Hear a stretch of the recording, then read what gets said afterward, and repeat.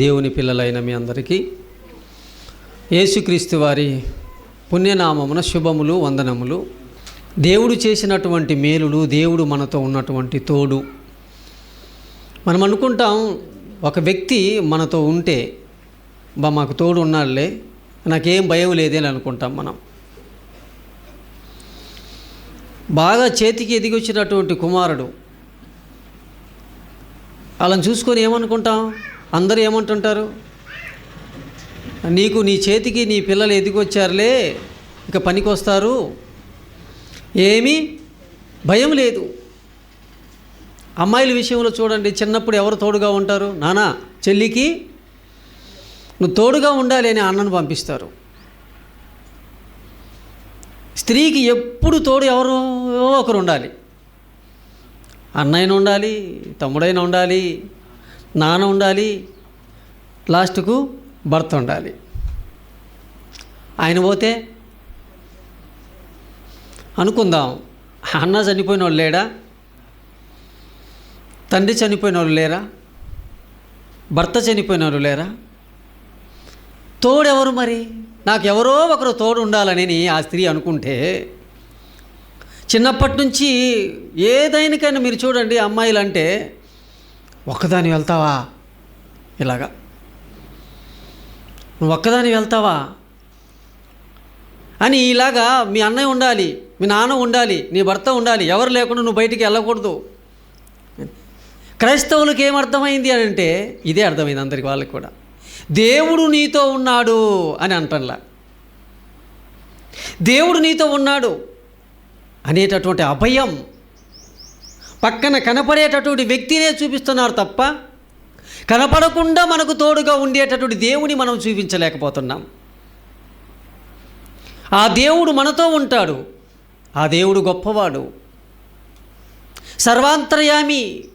ఆయన కనపడకపోవచ్చు, కానీ ఆయన మనతో ఉన్నాడు అన్న ఈ నిజాన్ని క్రైస్తవుడైనా ఆ కుటుంబంలో చెప్పాలి, ఈ సమాజానికి తెలియజేయాలి. దేవుడు మనతో ఉన్నాడు అన్నటువంటి విధానం. ఆయన ఉండి ఏం చేస్తున్నాడు, ఏ కార్యక్రమాలు చేస్తున్నాడు మన పట్ల, ఆయన ఉన్నాడని మనకు ఎలా తెలుసు? మోసే దేవుడిని అడుగుతాడు, నన్ను ఐగుప్తు వెళ్ళమని నువ్వు చెప్పావు కదా దేవా, అక్కడ నీ పేరు ఏమని అడిగితే, మీ దేవుడు ఎవరు అని అడిగితే నేనేం చెప్పాలి అని అంటే, నేను ఉన్నాను అనేవాడను. నేను ఎవరైతే అంటున్నానో నేను ఉంటాను ఎప్పటికీ, నేను ఉన్నవాడను, నేను ఉన్నవాడని ఎప్పటికీ ఉంటాను, నేను ఎప్పటికీ మీతో ఉంటాను, అందుకే నేను అంటున్నాను అని చెప్తున్నాడు. ఈ మాట చెప్పు. ఈడంటారా, ఈ పేరు ఎవరికి లేదు. ఎవరైనా పేరు చెప్తే, నీ పేరు చెప్పితే నేను ఉన్నవాడను అని అన్నారనుకో, ఏమంటారు? మీ పేరు చెప్పండి అని అంటే, ఏదో పేరు చెప్పాలి కదా. నేను ఉన్నవాడను అని అన్నారనుకో, ఏం ఎటకారమా? దేవుడి మాట అన్నాడు, నేను ఉన్నవాడను అంటే మీరు నమ్ముకున్నటువంటి వారందరూ ఎవరు అని లెక్కేసుకోవాలి. ఇంకా నేనే ఉన్నవాడను అంటున్నాడు ఆయన. నేను ఉంటాను మీతో. నిర్గమకాండం 4వ అధ్యాయం 31వ వచనం చూద్దాం. నిర్గమకాండం 4వ అధ్యాయం 31వ వచనాన్ని మనం ఆలోచన చేసి చూద్దాం. మరియు యెహోవా ఇశ్రాయేలీయులను చూడవచ్చి తమ బాధను కనిపెట్టెనను మాట జనులు విని తల వంచి నమస్కారం చేశారు. వారి బాధలను, ఇశ్రాయేలు యొక్క బాధలను దేవుడు వింటాడు అని చూడు. చదువుదాం అదే మాట మళ్ళీ. మరియు యెహోవా ఎవరిని చూడడానికి వచ్చారంట? ఇశ్రాయేలులను దేవుడు చూడవచ్చాడు. కనపడి ఉంటాడు వాళ్ళకి? ఇశ్రాయేలులను దేవుడు చూడవచ్చాడు అని ఉంది. దేవుడు కనపడ్డాడు ఇంతకు వాళ్ళకి? కనపడలా. కార్యాలు చేశాడు ఆయన. వాటిని బట్టి దేవుడు మనతో ఉన్నాడు, మన దగ్గరికి వచ్చాడు, మన బాధ చూశాడు అని అర్థం కావాలి.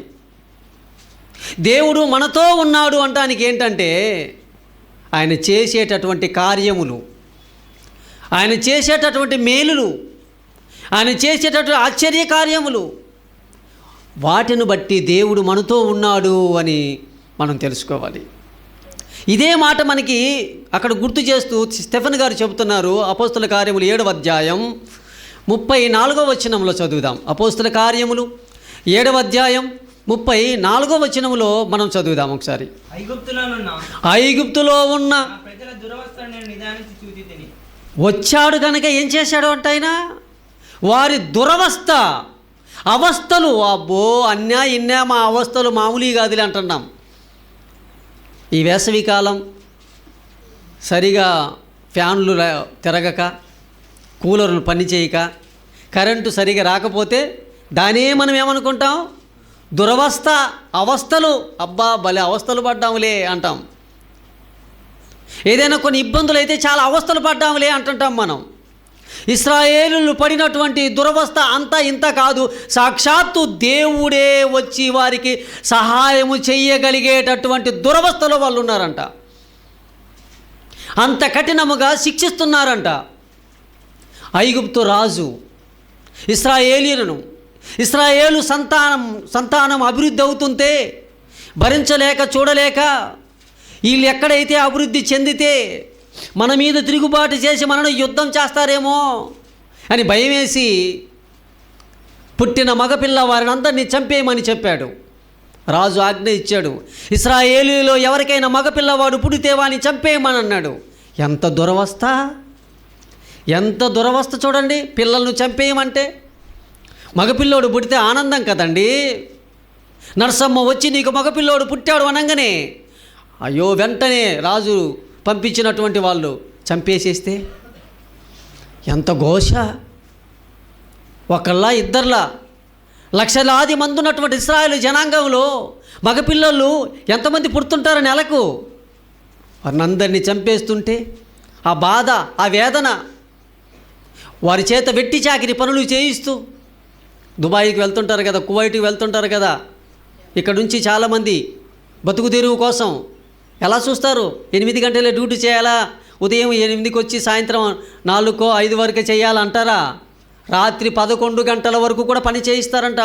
అప్పుడప్పుడు అక్కడికి వెళ్ళినటువంటి వారు సెల్ఫీలో తీసి పంపిస్తుంటారు, రికార్డ్ చేసి మా దురవస్థ చూడు, మా కువైట్ సేట్లు మమ్మల్ని ఇలా చేస్తున్నారు, బాధ పెడుతున్నారు, మన భారతదేశ ప్రభుత్వం వాళ్ళు చొరవ చూపించి దయ చూపించి మా మీద మమ్మల్ని భారతదేశానికి తీసుకుపోండి అంటుంటారు. ఏమంటుంటారు?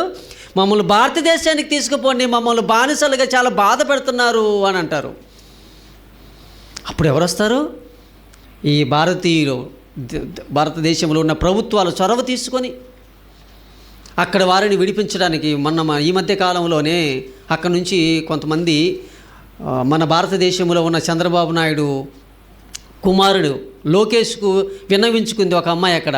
అన్నయ్య మీరు మమ్మల్ని విడిపించండి లోకేష్ సార్ అని అనగానే వెంటనే నిజంగా అండి అబ్బాయి వెంటనే త్వరగా ఆ దేశ రాజులతో వారితో అధికారులతో మాట్లాడేసి వారికి విడుదల ఇప్పించాడండి. ఒక వ్యక్తి విడుదల ఇప్పించే ఆ అమ్మాయి వచ్చి ఆమె ఇక్కడ బ్రతికినంత కాలం ఎవరికి కృతజ్ఞతగా ఉంటుంది? నువ్వు వైఎస్ఆర్సీపీకి ఓటు వేయాలంటే ఏమంటుంది? నేను వేయనంటది. ఎందుకు? నన్ను విడిపించాడు, నా కష్టంలో విడిపించాడు, చచ్చిపోతానేమో అనుకున్నాను, ఆ దేశ ప్రజలు ఆ దేశ నాయకులతో మాట్లాడి నన్ను విడిపించాడు, మహానుభావుడు, నా పిల్లలతో నా భర్తతో నా వాళ్ళతో నేను ఇక్కడ గడిపోవడానికి నాకు మంచి అవకాశం ఇప్పించాడు ఆ దేశ ప్రజలతో మాట్లాడి అని కృతజ్ఞతగా చచ్చినంత వరకు ఉంటుంది, విడిపించినందుకు అక్కడి నుంచి ఇక్కడికి. మరి అలాగే మరి ఇశ్రాయేలు జనాంగం కృతజ్ఞతగా ఉండాలి కదా.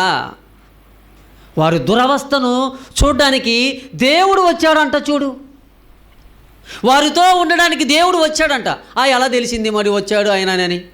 ఆయన వచ్చాడు, కనపడకపోయినా వచ్చాడని ఎలా తెలిసింది? ఎలా తెలుస్తుంది ఆయన వచ్చాడు అన్నటువంటి విషయము?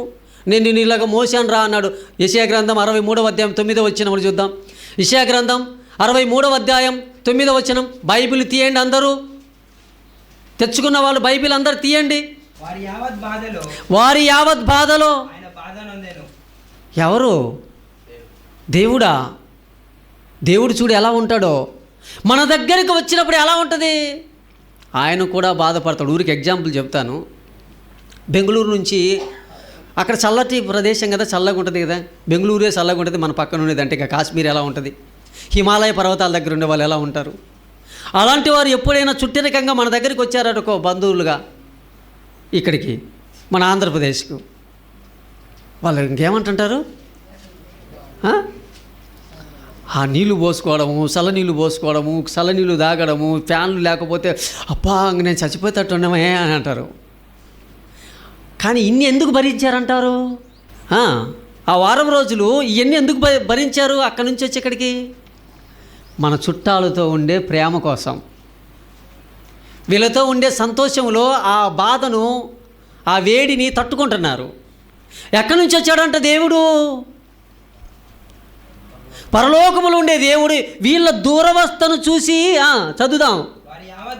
వారి యావత్ బాధలో ఇది ఆయన కూడా బాధ నొందేనా? యావత్ బాధ, ఇశ్రాయేలులకు ఉండే ప్రతి బాధ ఆయనదిగా చేసుకొని ఆయన బాధపడ్డాడు అని చూడండి. అక్కడ ఉన్నటువంటి పరలోకపు తండ్రి దేవుడు ఇశ్రాయేలుల మరణం వింటమేంటి, వారి దురవస్థను చూడటం ఏంటి, వారి దగ్గరికి రావటం ఏంటి, వారి బాధలో ఈయన బాధపడడం ఏంటి? ఆయనే బాధపడ్డాడంట. దేవుడు చూశాడండి, ఆయన బాధపడతాడంట. ఆయన బాధపడుతూ ఆ బాధను చూసి ఆయన బాధపడి, చదువుదాం,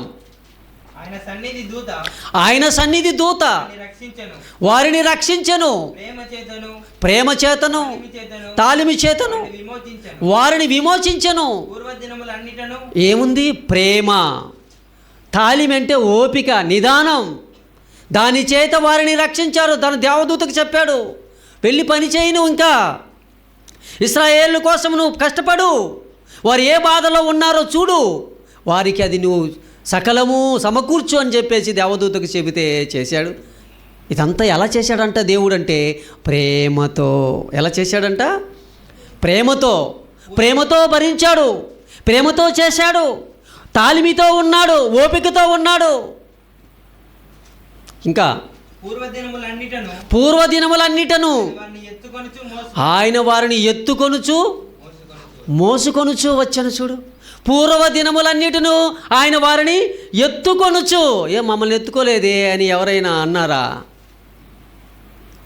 మమ్మల్ని ఎత్తుకున్నాడా దేవుడు? ఎప్పుడన్నా ఎత్తుకొని ఉంటాడు ఆయన మిమ్మల్ని? మీరు చెప్పండి, మిమ్మల్ని దేవుడు ఎత్తుకున్నాడా? మీ నాయన మీ అమ్మ ఎత్తుకున్నారా? పిల్లల్ని అడిగితే వెంటనే ఏం చెబుతారు? మిమ్మల్ని దేవుడు ఎత్తుకున్నాడు అని అంటే, ఈ చిన్నపిల్లలు బాగా తెలియపరులు ఏమంటారు? నన్ను ఎప్పుడు ఎత్తుకున్నాడు దేవుడు? మా నాన్న మా అమ్మ ఎత్తుకునేది, మా నాన్నమ్మ ఎత్తుకునేది, మా తాత ఎత్తుకున్నాడు, మా అమ్మమ్మ ఎత్తుకునింది అంటారు పిల్లలకి.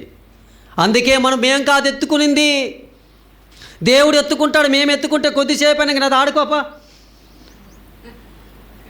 అమ్మమ్మ 10 సార్లు వచ్చి ఎలా ఉంటుంది చెప్పు? ఆమె ఏదో దువ్వుకుంటానో, అద్దం దగ్గర చూసుకుంటానో, లేకపోతే ఏదో పని చేసుకుంటానో, బియ్యంలో రాళ్ళు ఏరుకునేటప్పుడు, ఎవరితోనో మొబైల్ మాట్లాడేటప్పుడు, అప్పుడు పిల్లలు వచ్చి అమ్మమ్మ అని ఎప్పటిలాగా వచ్చి గట్టిగా గౌలించుకుంటుంటే ఏమంటారు? ఒకసారి 2 సార్లు సర్లే ఆడుకోపో. ఇంకా లాస్ట్కి 10 సార్లు అయితే ఏమంటారు? 10 సార్లు వచ్చి ఏం పిల్లరా ఈ పిల్ల, ఏం పిల్లడరా వీడు అడుపో. అప్పుడు ఎత్తుకునింది ఆయన, విసుక్కోకుండా ఎత్తుకునింది ఆయన. మీ వాళ్ళు, మీ బంధువులందరూ విసుక్కుంటారు, బాగున్నప్పుడు మాత్రమే ప్రేమిస్తారు వాళ్ళు. ఈ మనుషులే అంతా, అన్నీ ఉంటే ప్రేమిస్తారు, ఏవి లేకుంటే పో అంటారు. అలాంటి మనుషులు వీళ్ళు. కానీ నేనేం చేశాను? నేను ఎత్తుకొని మిమ్మల్ని మోసుకొని వచ్చాను. ఇశ్రాయేలు లక్షల మందిని ఎత్తుకొని మోసుకుంటూ వచ్చారంట. ఏదో అంతమంది బరువు ఎత్తుకోగలడా అండి ఆయన? పరలోకపు తండ్రి అంతమందిని ఎత్తుకోగలడు ఆయన? మీరు అప్పుడప్పుడు చూడండి, 2 పిల్లలు 3 పిల్లలు అయితే బజార్ నుంచి తండ్రి ఇలాంటి డ్యూటీ నుంచి తల్లి ఇంటికి వస్తే అందరూ ఒకేసారి వస్తారు, అందరూ చేతులు తాపుతారు. ఏమని? నన్ను ఎత్తుకోనని. ఒకనేమో ఈ భుజం మీద, ఒకనేమో సంకలో, ఒకనేమో చేతి మీద. ఇంత మాత్రమే బరువు. ఇలా పట్టుకుంటాం. ఇంతకు ఎత్తుకోవాలని ప్రయత్నం చేస్తాము. మనకు శక్తికి మించిన బరువుని ఎత్తుకోవాలనుకుంటాం. మనందరినీ సృష్టించినటువంటి దేవుడు మనందరినీ ఎత్తుకుంటాడంట. చూడండి, అది చెబుతున్నాడు. ఇశ్రాయేలుని అందరినీ నేను ఎత్తుకున్నాను, నేను భుజాన ఎత్తుకున్నాను, నేను భరించాను, నేను మోసాను, వారి బాధ యావత్ బాధను చూశాను, ఆ బాధను కూడా నాదిగా చేసుకున్నాను అని అంటున్నారు. దేవుడు చేసుకుంటాడండి మన బాధను ఆయనలాగానే. ఎవరైనా మన పిల్లలకి పెద్ద జబ్బు చేసేసి బాధపడుతుంటే ఆ దేవుడు ఆ జబ్బు ఏదో తల్లి నాకు పెట్టచ్చు కదా, నేను భరిస్తాను కదా ఆ బాధను అంటది ఆ తల్లి.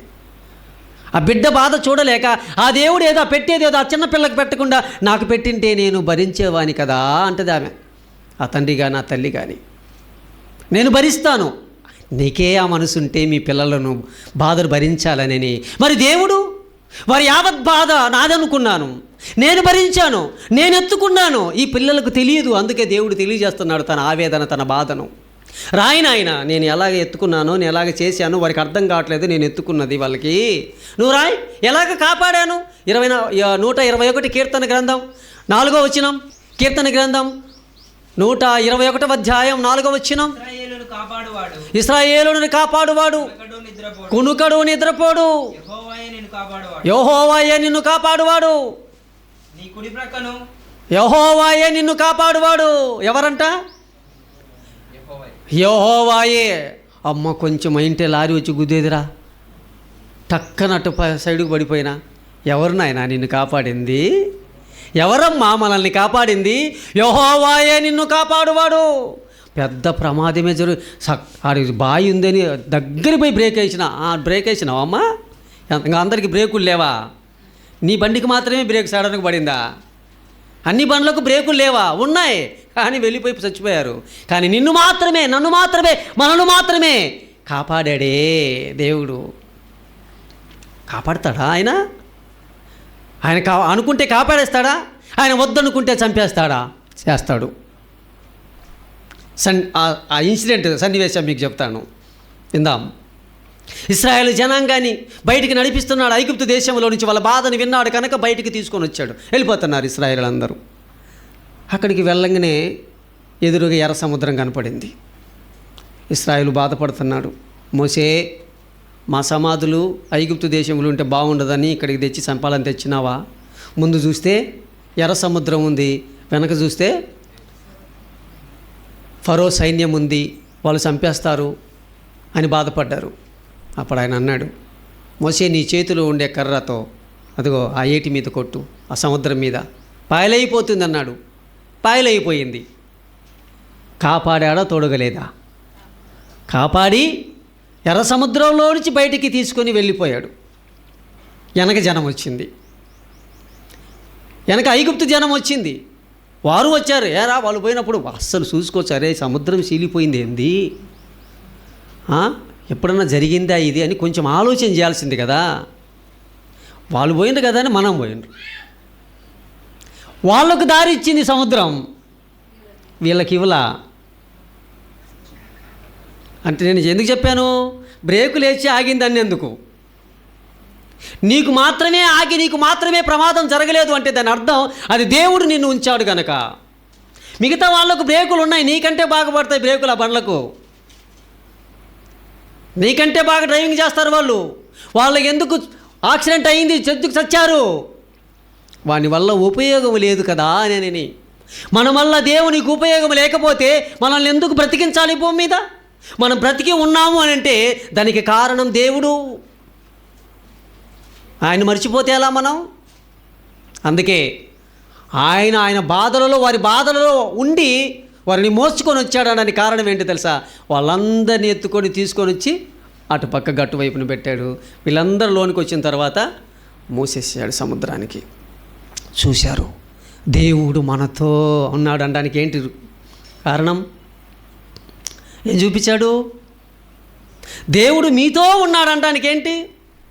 అదిగో సముద్రాన్ని చీల్చాడు, మధ్యలో నడిపించాడు, ఆరిన నేల బురద కూడా కాకుండా అటు పక్కకు తీసుకొని వచ్చాడు. అమ్మా దేవుడు మనతో ఉన్నాడు అని దాని అర్థం. దేవుడు మనతో ఉన్నాడు. అప్పుడు మీరు చూడండి, చిన్న చిన్న కాలువలు ఉంటాయి వర్షాకాలంలో. చిన్న పిల్లలు మనతో పాటు అప్పటి వరకు బాగా నడుచుకుంటూ వస్తారు. ఆ కాలువ దగ్గరికి వచ్చినప్పుడు మనం ఏం చేస్తాం? ఆ పిల్లల్ని వారిని పట్టుకుంటాం, దాటి చవతలు పెడతా అమ్మయ్య అంటారు వాళ్ళు, అటుపక్కకు తీసి ఇలా ఎత్తుకుంటారు, అలాగా ఆ పక్కకి, ఇంకా ఆ పక్క నుంచి మళ్ళీ నడుస్తారు. ఆ కొంచెం అటుపక్క చూస్తారు, ప్రయత్నం చేస్తారు, రావాలని, అమ్మో నేను దాటలేదు, నా వల్ల కాదులే అని అమ్మ వైపు నాన్న వైపు చూస్తారు. అప్పుడు వారు ఎత్తుకొని అటుపక్కకు తీసుకెళ్తారు. ఎవరు దాటించారు? తల్లిదండ్రి. ఇంత పెద్ద సముద్రాన్ని దాటించాలంటే ఎవరితో కాదు? మోషితో కాదు. మరి ఎవరు దాటించారు? అలా ఎత్తి అలాగ అవతల సముద్రం అవతలకి ఎవరు పెట్టారు? మనుషులతో సాధ్యం కాదు ఇది, ఇది దేవునికే సాధ్యం. కనుక ఈ ఇశ్రాయేలు జన లక్షల మందిని అలాగెత్తుకొని అలాగే దించాడు. అది మోయడం అంటే. నేను మోసాను రా భుజం మీద అంటే ఇలాగ అర్థం కాలే. ఎవర్రా మరి ఇటుపక్క నుంచి అటుపక్కకి తీసుకొచ్చింది మిమ్మల్ని అంటే నువ్వేలే ప్రభువా, నువ్వే. మరి వాళ్ళని, ఫరో సైన్యాన్ని, నాకేం అవసరం వాళ్ళతో? పక్కింటోని పిల్లోని నేనెందుకు మోస్తాను? నా పిల్లల్లో నేను మోసుకుంటాను, నా పిల్లలు నాకు మొరపెట్టిన వారిని నేను మోసుకుంటాను. అందుకే మోసి అటుపక్క దిగబెట్టాను. అవసరం లేదు నాకు, వాడేటట్టు పోని అనుకున్నాడు. వాడు తెలుసుకొని నన్ను ఒకవేళ అడిగింటే వాళ్ళను కూడా మోసేవానే అనేవాడు. చూడు ఎంత మంచి మాటలు. కీర్తన గ్రంథం 78వ అధ్యాయం 12వ వచనం నుంచి చదువుదాం. అసలు ఎలాగో వాళ్ళకి తెలియజేస్తున్నాడు. మీకు అర్థం కాలేదురా, నేనే మీకు తోడుగా ఉన్నాను, నేనే మీ దురవస్థను చూశాను, నేనే మిమ్మల్ని ఎత్తుకున్నాను, నేనే నా భుజాల మీద మోసాను అని మీకు అర్థం కాలే. రాయినాయన మీకే అర్థమైంది. రాయినాయన 78వ అధ్యాయం 12వ వచనం నుంచి మనం చదువుదాం. ఐగుప్తు దేశంలోని సోయను క్షేత్రమందు ఆయన వాళ్ళు చూస్తుండగానే చేశాడంట. మీ పూర్వీకులు మీ పెద్దలు ఉన్నారే, వారు చూస్తుండగానే చేశాను రా నేను ఆశ్చర్యకార్యాలు. వాళ్ళు చూస్తున్నారు, నేను కార్యం చేశాను. కల్లారా చూశాం అంటుంటాం మనం. అప్పుడే నా కల్లారా చూసింటే నేను అంటుంటాం. పితరులు కల్లారా చూశారు. ఏం చూశారు కల్లారా? ఏం చూశారు కల్లారా? ఆయన సముద్రమును పాయలుగా చేసినప్పుడు చూశారు వాళ్ళు. వారిని అటుపక్కకు నడిపించెను. నడిచారా? నడిపించనా? అది వాళ్ళు కల్లారా చూశారు. ఆయన నడిపించాడు అటుపక్కకు. దారి తెలీదు, ఏమి తెలీదు, నడిపించాడు. అద్దరికి అటుపక్కకు నడిపించాడు దేవుడు. దాన్ని బట్టి తెలియాలి దేవుడు మనతో ఉన్నాడు అనేనని. చదువుదాం. ఆయన నీటిని రాశిగా నిలబెట్టాడంట. నీళ్లను రాశిగా నిలబెట్టేది ఎవరికి వస్తుందండి? గోడలు మట్టి చేసి మట్టిని రాశిగా నిలబెడతామేమో కానీ నీళ్లను రాశిగా నిలబెట్టమంటే అది మీకు తెలియాలంటున్నాడు ఆయన. నీళ్ళను ఎవర్రా రాశిగా నిలబెట్టింది? నేనే కదా. మరి ఎవరు తోడు? నేనే కదా మీకు తోడు. మోసే అడ్డు పెట్టగలడా చెయ్యి? ఆయన హస్తం ఎంత మోసేది? అహరోను హస్తం ఎంత? వాళ్ళ హస్తాలు ఎంతయి? నా హస్తం నిలబెట్టాను, నేను కట్టాను నీళ్ళని. ఆగిపో. దేవదూతకు చెప్పాను, చూశారు మీ పితరులంతా, నేనే ఉన్నాను అని తెలియాలి మీకు. చదువుదాం. ఇంకా ఏం చేసా? పగటి వేల మేఘములో నుండి రాత్రి అంతా లైట్లు పెట్టి, అగ్ని ప్రకాశం అంటే లైటింగు అలా పెట్టి ఆయన వారికి త్రోవ చూపాను. తెలియని మార్గం కదా, అరణ్య మార్గం కదా, ఎడారి ప్రాంతం కదా. అప్పుడప్పుడు అరణ్యంలో ఎడారిలో కొంతమంది దారి తప్పిపోయారని చెబుతుంటారు, చూశారు. అందుకే జాగ్రత్త. అలాంటి చోటికి పోయినప్పుడు బాగా ఎక్స్పర్ట్లు అయితేనే పోవాలి. ముందుగా తెలిసినటువంటి వారు చెబితేనే పోవాలి. తప్పిపోయారు అడవిలో, ఆ యొక్క పెద్ద అడవిలో తప్పిపోతే దారి కనుక్కోలేక చచ్చిపోయిన వాళ్ళు కోకొల్లలు. అందుకే అరణ్య ప్రాంతంలో నడిపించడానికి దారి చూపింది ఆయన. నేనురా నాయన. ఆ మార్గం మోసేకు తెలియదు. ఇశ్రాయేలు పెద్దలలో నాయకులలో ఎవరికి తెలియదు ఆ మార్గం. నాకు తెలుసు కాబట్టి నేను త్రోవ చూపాను.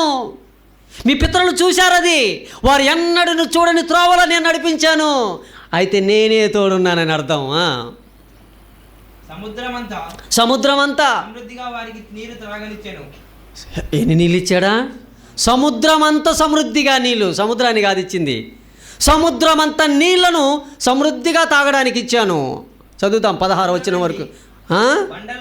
బండలో నుండి ఆయన నీటి కాలువలను. ఎప్పుడన్నా బండలో నుంచి వచ్చినాయన ఆయన నీళ్ళు? మీ జీవితంలో ఎప్పుడైనా బండలో నుంచి నీళ్ళు వచ్చాయా? రాలేదయ్యా. మరి ఎవరు రప్పించినట్టు? నేనే.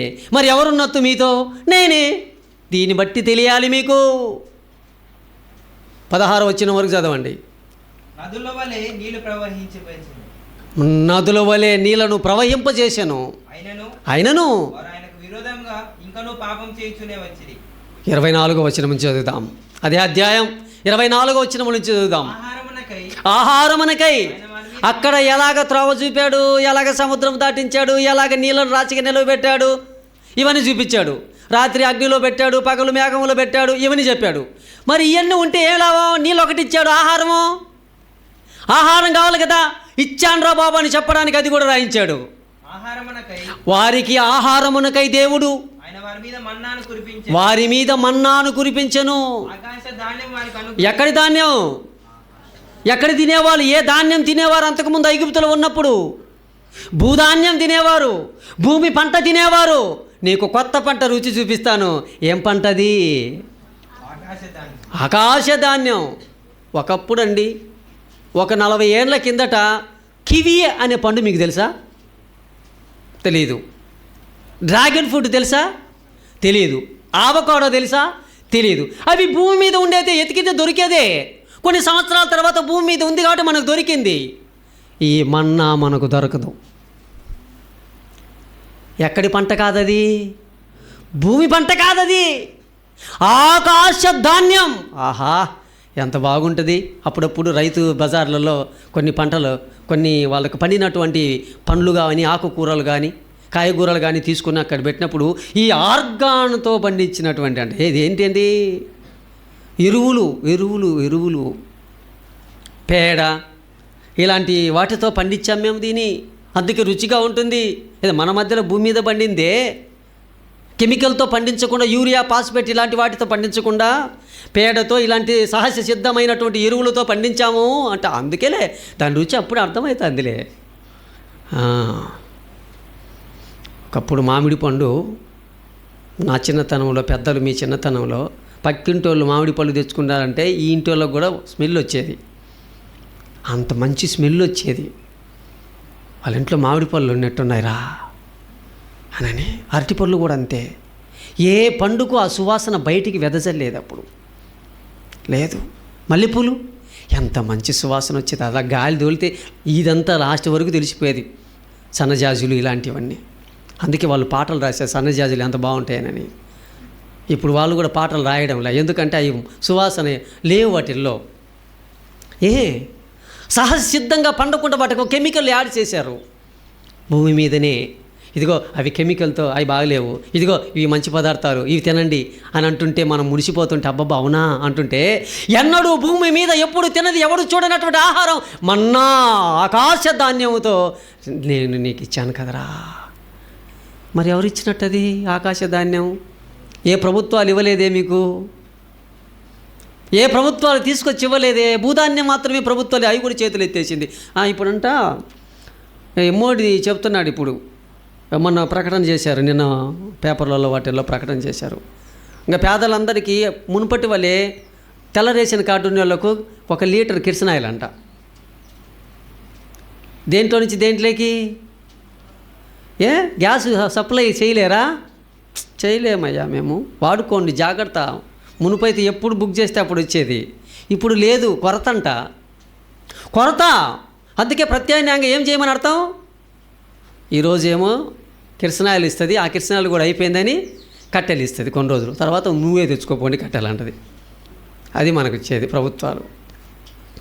అంతే, ఉంటే ఇచ్చి మేమిచ్చాం అంటారు, లేకపోతే చేతులు ఇచ్చేస్తారు. దేవుడు అలా కాదే. అరణ్యంలో నీళ్లు లేవయ్యా అంటే బండను కొట్టు, బండతో మాట్లాడు, కానీ అక్కడి నుంచి తెప్పిస్తాడు ఆయన.